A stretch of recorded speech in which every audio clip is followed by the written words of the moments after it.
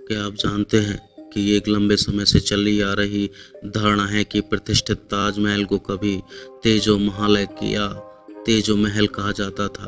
कुछ इतिहासकारों और शोधकर्ताओं के अनुसार तेजो महालय नाम का इस्तेमाल शाहजहां द्वारा अपनी प्यारी पत्नी की याद में इमारत का नाम बदलकर ताजमहल किया गया था। यह धारणा बताती है कि ताजमहल वास्तव में भगवान शिव को समर्पित एक हिंदू मंदिर था, जिसे तेजो महालय के नाम से जाना जाता था, जिसे बाद में मकबरे में बदल दिया गया। इस धारणा के समर्थक ताजमहल के विभिन्न वास्तुशिल्प और ऐतिहासिक तत्वों की ओर इशारा करते हैं, जो उनके अनुसार मुस्लिम मकबरे की तुलना में हिंदू मंदिर के अधिक अनुरूप है।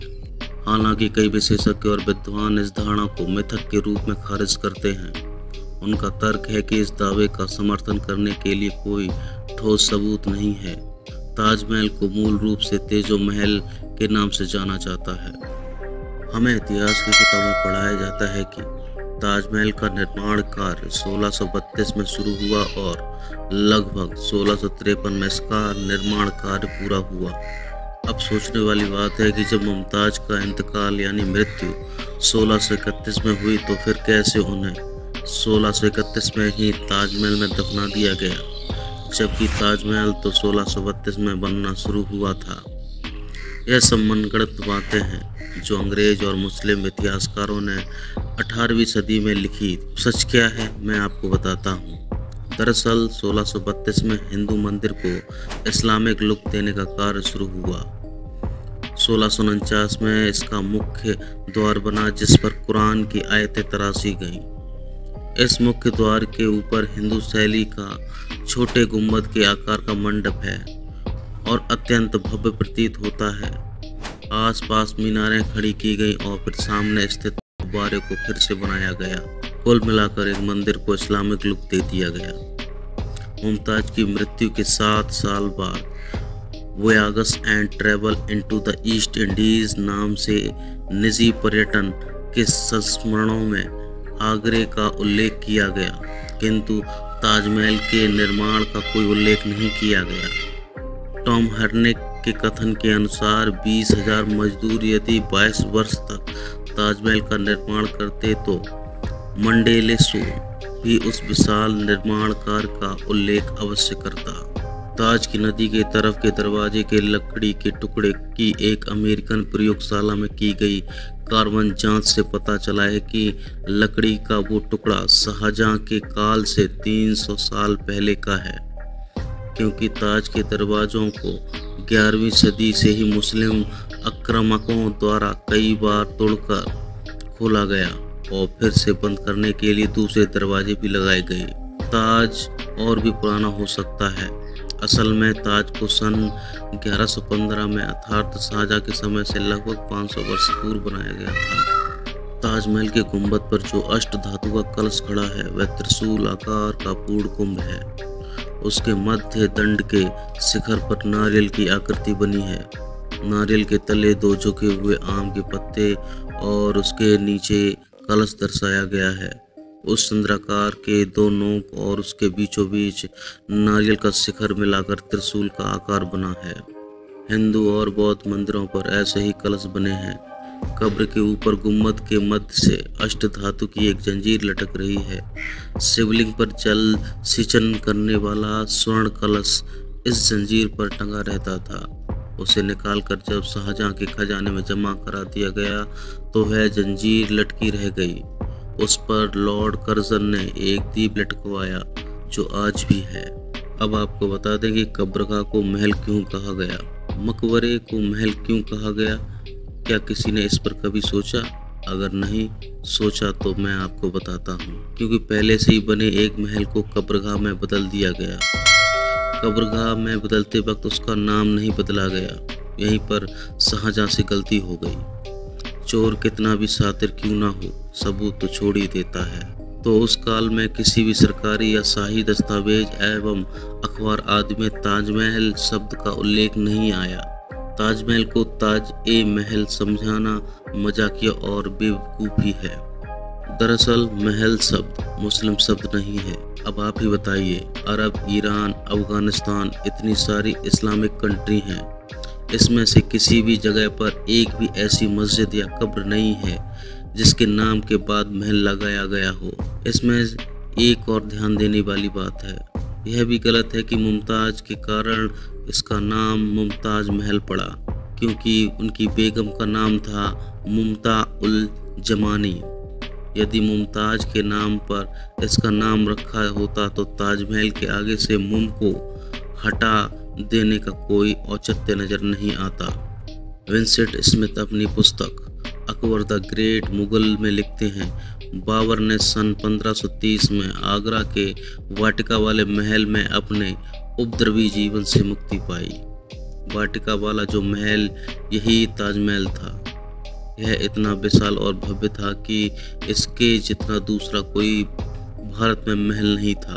बाबर की पुत्री गुलबदन हुमायूंनामा नामक अपनी ऐतिहासिक वृतांत में ताज का संदर्भ रहस्य महल यानी मिस्ट्री हाउस के नाम से करती हैं। अब आप सोच रहे होंगे, जब ताजमहल को शाहजहां ने नहीं बनवाया तो इसे किसने बनवाया?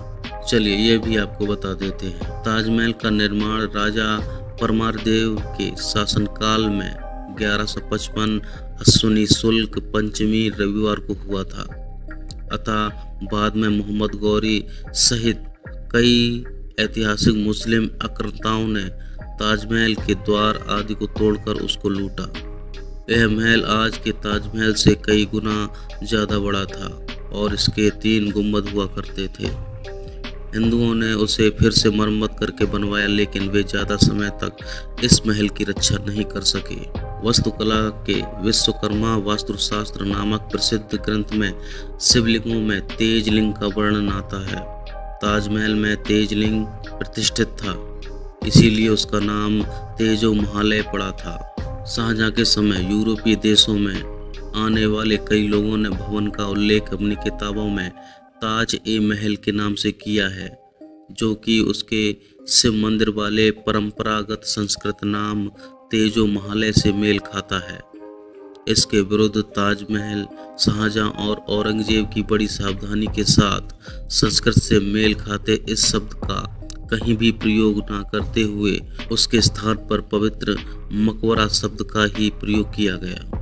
ओक के अनुसार हुमायूं, अकबर, मुमताज, एतमतौला और सफदरजंग जैसे सारे शाही और दरबारी लोगों को हिंदू महलों या मंदिरों में ही दफनाया गया है। ताजमहल तेजो महल शिव मंदिर है।